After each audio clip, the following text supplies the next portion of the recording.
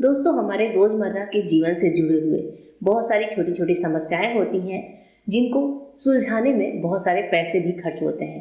लेकिन बिना पैसों के उलझी हुई समस्याओं को सुलझाने का एक बहुत ही सुंदर सा वीडियो आज आप सबके लिए लेकर आई हूँ। चलिए शुरू कर लेते हैं हमारी आज की सबसे पहली टिप। हमारी आज की जो सबसे पहली टिप है दोस्तों, वो इस तरह के चिप्स या फिर कुरकुरे वगैरह के पैकेट को लेकर है, जिसे हम नॉर्मल तौर पर पैकेट को खोलते हैं और खाना शुरू कर देते हैं। कभी कभी ऐसा होता है कि हम बिस्तर पे बैठ के खा रहे हैं या फिर कहीं हम ऐसी जगह खा रहे हैं जैसे हम कहीं अपने किसी टेबल पे खा रहे हैं, कोई स्टडी टेबल है या फिर लैपटॉप की टेबल है।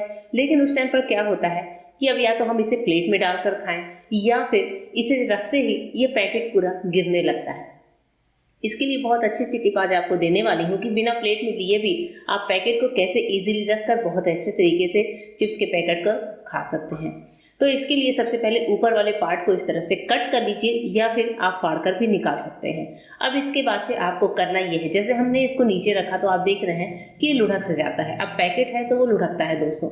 इसके लिए आपको करना ये है कि नीचे वाले पार्ट को अंदर ही अंदर दबाते जाइए। जी हाँ, इसके कोनों को पकड़कर हमें पैकेट के अंदर ही अंदर इस तरह से टक करते जाना है। जैसे ही हम इसे अंदर ही अंदर टक करते जाएंगे तो आप देखेंगे कि चिप्स भी ऊपर उठकर ऊपर आ जाता है। साथ ही जो है नीचे से ये पूरा हिस्सा बहुत अच्छे से फ्लैट हो जाता है, जिससे हम इसको इजीली कैसे भी रख सकते हैं, चाहे हम बिस्तर पे बैठे हों या फिर हम मूवी हॉल में ही क्यों ना हो, या फिर हम पढ़ाई कर रहे हों या हम अपने लैपटॉप पर काम कर रहे हों। जब भी हमें इस तरह से चिप्स कुरकुरे खाने होंगे तो पैकेट को इस तरह से कर लीजिए। चिप्स कुरकुरे ऊपर तो आ ही जाएंगे, पैकेट में ज़्यादा डालकर आपका हाथ भी गंदा नहीं होगा। साथ ही पैकेट को इस तरह से रखना भी आसान हो जाएगा। तो पैकेट का कुछ यूं रूप हो जाता है नीचे से, जिससे इसको हम स्मूथली रख कर खा सकते हैं। टिप कैसी लगी जरूर बताइएगा।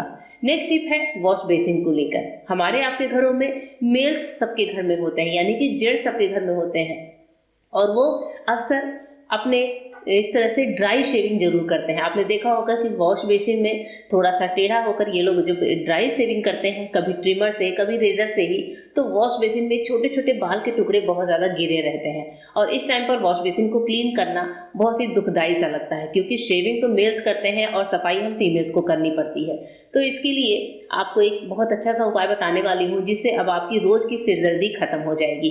तो जब भी आपके घर के जो जेंट्स हैं वो इस तरह से ड्राई शेविंग करें तो उनको इस तरह से करने को बोल दीजिए, तो आपका भी काम आसान होगा, साथ ही उनको भी ये काम करना बहुत अच्छा लगेगा। इसके लिए आपको कोई भी पुरानी टी शर्ट लेनी है। पुरानी टी शर्ट जो थोड़ी ढीली ढाली सी हो, जिसे आप यूज में ना लेते हो, वो आप लेकर वॉश बेसिन पर इस तरीके से अच्छे से फिट कर दीजिए। टी शर्ट इसलिए दोस्तों क्योंकि टी शर्ट वॉश बेसिन पे अच्छे से फिट हो जाती है। अगर हम कोई कपड़ा रखेंगे तो बेसिन में ही वो नीचे से गिरने लगेगा। टी शर्ट को फिट करने के बाद अब जिसे भी इस तरह से ड्राई शेविंग करनी है या फिर मूंछों की कटिंग करनी है या हेयर्स कट करने हैं या कुछ लोग आईब्रो वगैरह सेट करते हैं, हर तरह के लोगों के लिए इस तरह से टी शर्ट एक निकाल कर रख लीजिए। वो अपना काम कर ले तो इससे होगा ये कि जो बाल होंगे उनके छोटे छोटे वो इस टी शर्ट पे गिरेंगे और उसके पास से टी शर्ट को उठाकर आप किसी डस्टबिन में झाड़ सकते हैं और टी शर्ट को वापस रख सकते हैं रीयूज करने के लिए। इस तरह से जब भी आपके घर में कोई इस तरह का काम करे तो ये टी शर्ट लगा दीजिए, आपके भी काम और समय दोनों की बचत होगी। होप करती हूँ टिप पसंद आई होगी। चलिए बढ़ते हैं नेक्स्ट टिप की तरफ। नेक्स्ट टिप हमारी है दोस्तों मोबाइल को लेकर। हमारे आपके सबके हाथ में आजकल मोबाइल फोन्स रहने लगे हैं। कभी कभी ऐसा होता है कि मोबाइल को हम बहुत दिनों से इस्तेमाल कर रहे हैं, तो अचानक आप देख रहे होंगे कि मोबाइल को जब हम चार्जिंग पर लगाते हैं तो इसका चार्जर काम नहीं करता। हमें लगता है कि चार्जर खराब है, पर होता कुछ यूं है कि प्रॉब्लम होती है हमारे मोबाइल में। अब जैसे मैंने मोबाइल को चार्जिंग पे लगाया पर इसकी लाइट ही नहीं जल रही थी, फिर मैंने अभी इसका बटन दबा के लाइट को ऑन किया, लेकिन हमारे मोबाइल की चार्जिंग नहीं चल रही है, यानी कि मोबाइल चार्ज नहीं हो रहा है। इस टाइम पर अगर हम किसी मोबाइल वाली शॉप पर इसे लेकर जाते हैं तो बहुत ज़्यादा खर्चा आता है।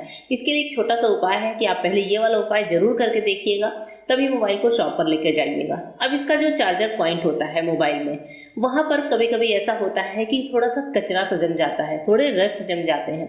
उसके लिए आप कोई बारीक सुई ले लीजिए और सुई से बहुत तेजी से नहीं बल्कि बहुत ही हल्के हल्के हाथों से इस तरह से हल्का हल्का सा जब खुरचना शुरू करेंगे तो आप देखेंगे कि सुई से कुछ कचरा, कुछ गंदगी, कुछ जो तिनके वगैरह होते हैं जो हमारे मोबाइल में धीरे धीरे पड़ जाते हैं कई दिनों तक इस तरह से रखने पे, तो आप देखेंगे कि सुई से करने पर कुछ ना कुछ गंदगी जरूर निकल कर आती है चार्जिंग पॉइंट के पास से। आपको बहुत ज़्यादा रब नहीं करना है जिससे मोबाइल हमारा खराब हो सकता है। बहुत ही हल्के हाथों से, बहुत ही समझदारी से फुल रोशनी में ये काम करना है।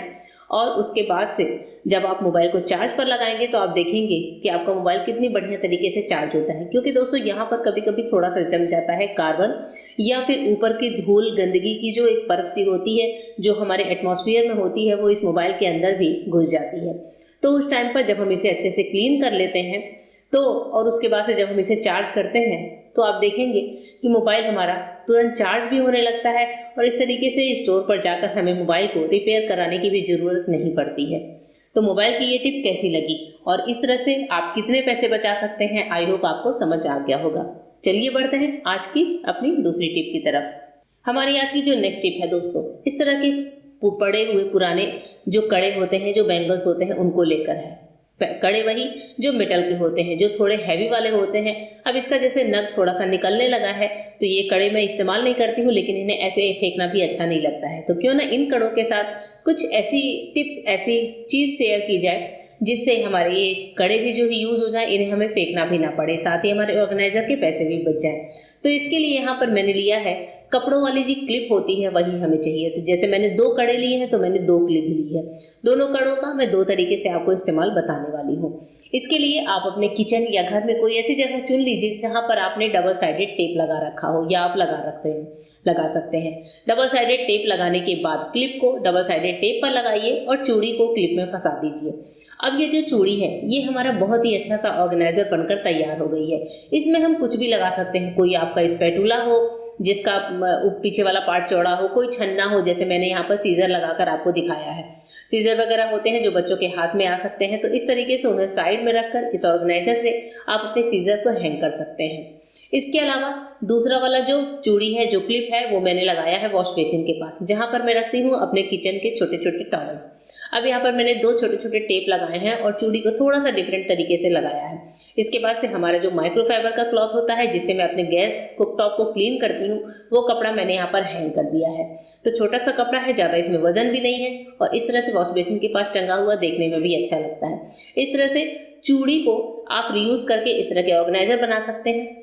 चलिए बढ़ते हैं नेक्स्ट टिप की तरफ। नेक्स्ट टिप है हमारी जिसमें हमें लेना है थोड़ा सा दूध। तो मैंने यहाँ पर लगभग 4 से 5 चम्मच दूध लिया है। दूध के साथ ही मैं लूँगी थोड़ा सा शहद। शहद थोड़ा सा जमा हुआ है तो इसे हाथों से अच्छे से मिक्स कर लेते हैं और अगर आपके पास मेल्टेड हनी है तो आप वही यूज़ करें।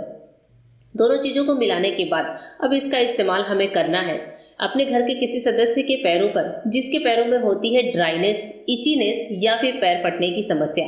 आजकल की जो हवाएं होती हैं जो ना ही सर्दी के दिनों की जैसी हैं ना ही गर्मी के दिनों की जैसी हैं, ऐसे में स्किन बहुत ज़्यादा ड्राई होती है। तो इस टाइम पर आप मिल्क और हनी का ये मिक्सचर बनाकर अपने घर के सदस्य के पैरों पर लगाइए अच्छे से उन्हें, या फिर उन्हें दे सकते हैं लगाने के लिए। अच्छे से रब करना है मिल्क और हनी का मिक्सचर लेकर। इससे पैर बहुत ज़्यादा सॉफ्ट हो जाते हैं, लेकिन इसे लगाकर ऐवे ही मतलब खुला नहीं छोड़ना है। इसके बाद से जो है या तो आप इसे अच्छे से सूती कपड़े से लपेट लीजिए या फिर आप इसके ऊपर सॉक्स भी पहना सकते हैं। लेकिन जहाँ जहाँ पर फटी हुई दरारें हैं, ड्राइनेस है पूरे पैरों में, वहाँ पर दूध और हनी का मिक्सचर अच्छे से रब कर लीजिए। इससे हमारे पैर बहुत ही बढ़िया तरीके से सॉफ्ट हो जाते हैं, क्योंकि जो दूध और हनी है वो हमारी स्किन को मॉइस्चराइज करने का काम करते हैं। अब इसके बाद से कोई सी भी पुरानी पतली सॉक्स लेकर पहन लीजिए और रात भर के लिए छोड़ दीजिए, या फिर कम से कम 2 घंटे के लिए छोड़ दीजिए। उसके बाद से आप देखेंगे कि पैर जो है बहुत अच्छे से सॉफ्ट हो जाते हैं, इनमें जो ड्राइनेस है वो खत्म हो जाती है और ये काम आप 1 वीक तक लगातार कर सकते हैं, जिससे पैरों के पूरी ड्राइनेस और पूरी जो दरारें हैं वो भरकर खत्म हो जाती हैं। होप करती हूँ दोस्तों कि आज की वीडियो आपको पसंद आई होगी और ऐसे ही वीडियो के लिए चैनल को सब्सक्राइब करिएगा, वीडियो को लाइक करिएगा। फिर मिलूंगी मेरे नए वीडियो में, तब तक के लिए गुड बाय, थैंक यू।